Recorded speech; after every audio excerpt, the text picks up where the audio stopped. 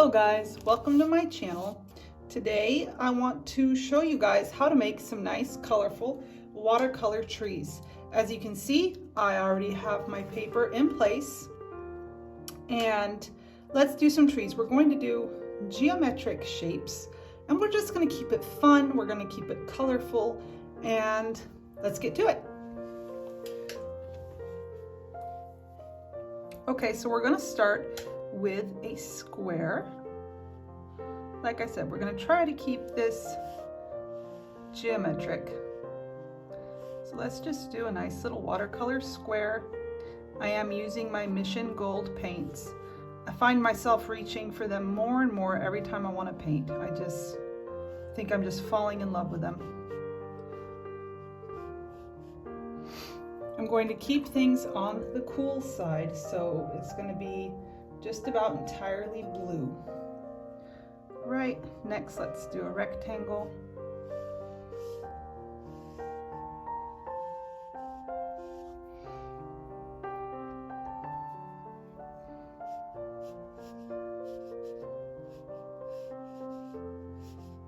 I'm using very saturated colors here, but you don't have to do saturated colors if you don't want to. You can go very light, very pastel, if that's what speaks to you. But I love bright, bold colors, so that's the direction I'm going to go with my little trees.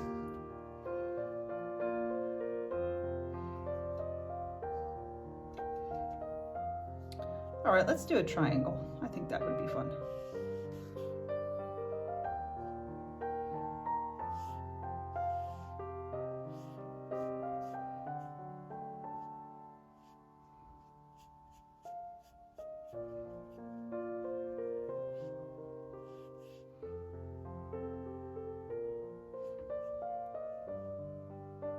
If you want, you could drop alternating colors in and just let it spread. There we go. Let's put some purple in there. Let's keep it fun. Let's keep it bright.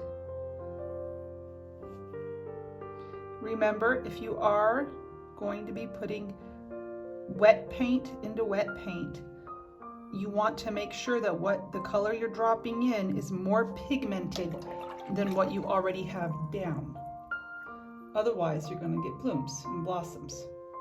Now, it could be that you want blooms and blossoms, but I don't. So I'm going to try to keep it a little bit more pigmented. Let's see how well I can do. All right, there we go. And I'll leave the purple one the way it is. Of course, this is not 100% cotton paper, so we'll see how it behaves.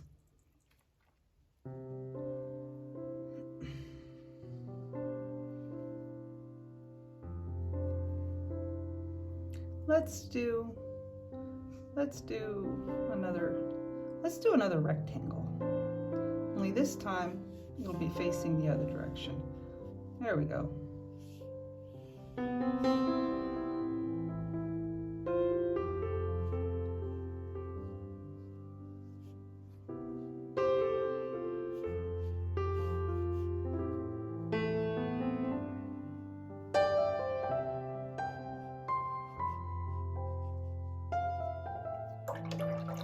What color should we add to this? That's last one is ultramarine blue.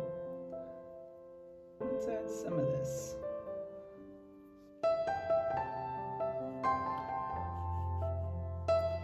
Let that spread and see what we come up with. There we go, nice colorful trees.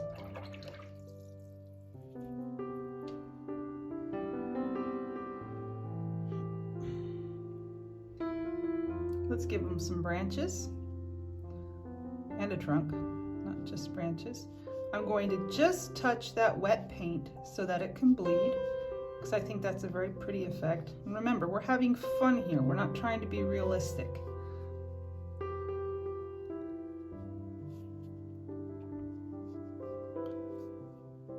And make some branches going up. You don't have to be too specific. Just have fun with it. How about I give him a slightly round trunk? There we go. kind of like a cigar shape almost.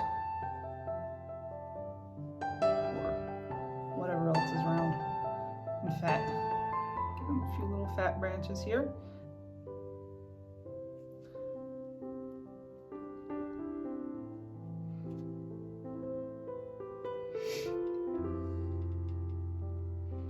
Okay, I'm just going to change the color a little bit.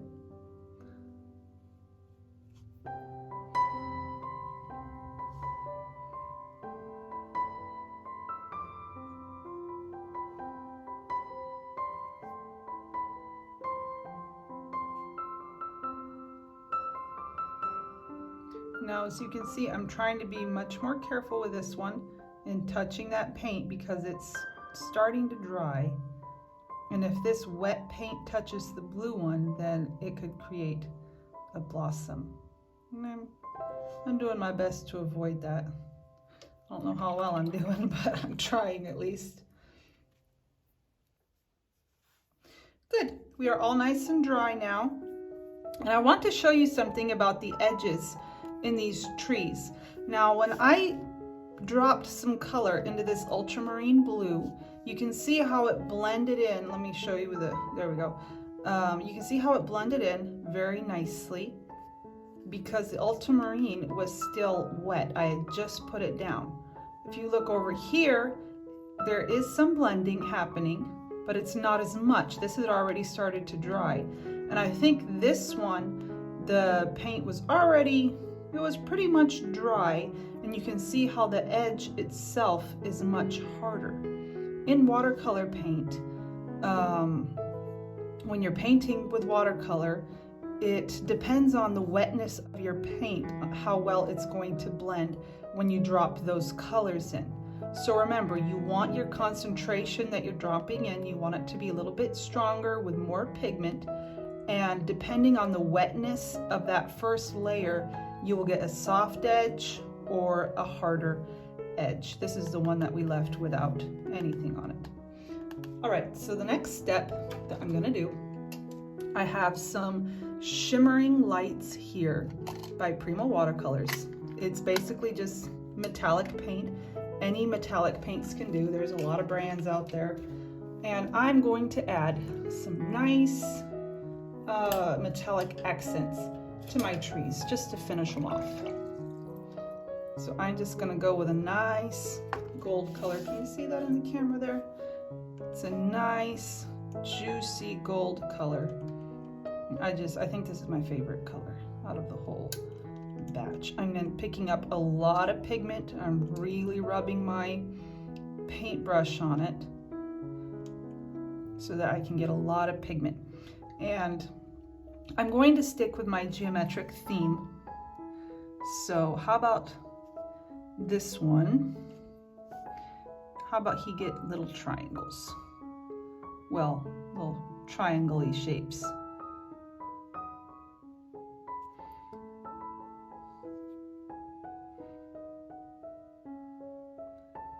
I don't know if that shimmery metallic color is showing up on the camera, but it is just so pretty.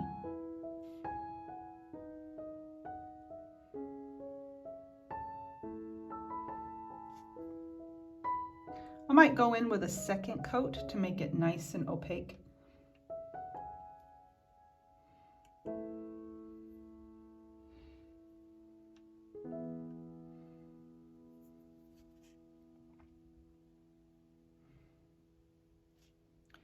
This is something you can do in a journal. You don't have to use watercolors. You could use gouache.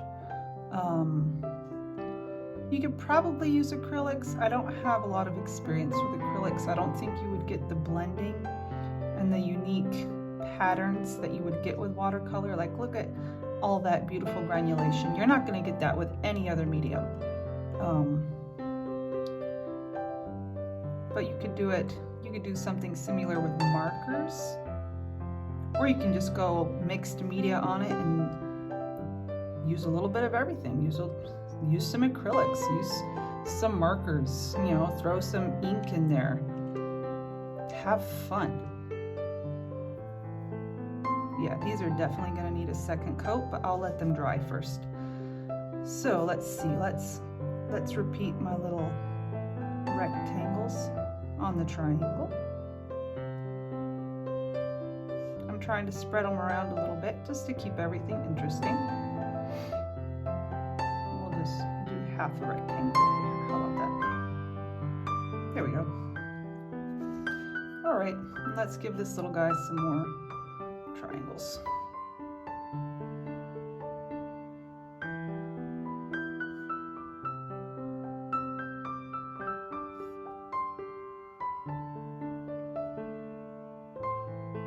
Trying to keep it staggered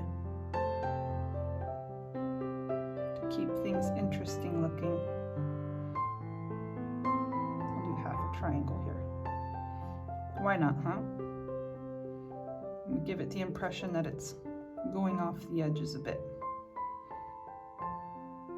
All right, let's dry these again.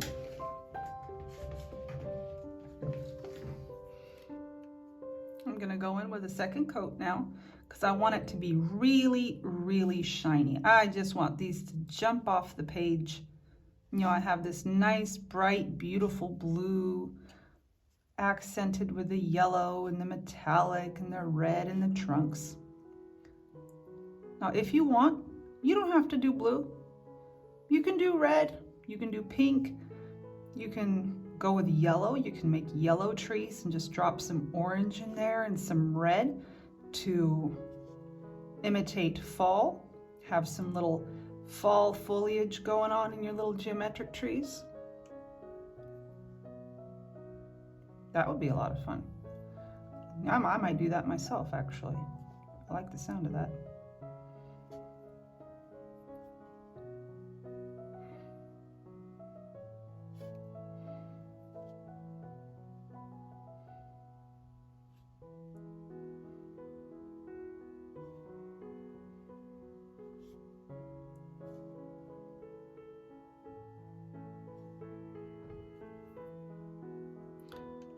Okay, what I'm going to do now is I'm going to bring a little bit of this metallic into the trunk, but I'm still keeping everything just very geometric. I'm just staying with straight lines here. I hope this is showing up nicely on camera. This paint is so shimmery and so shiny. I just love it.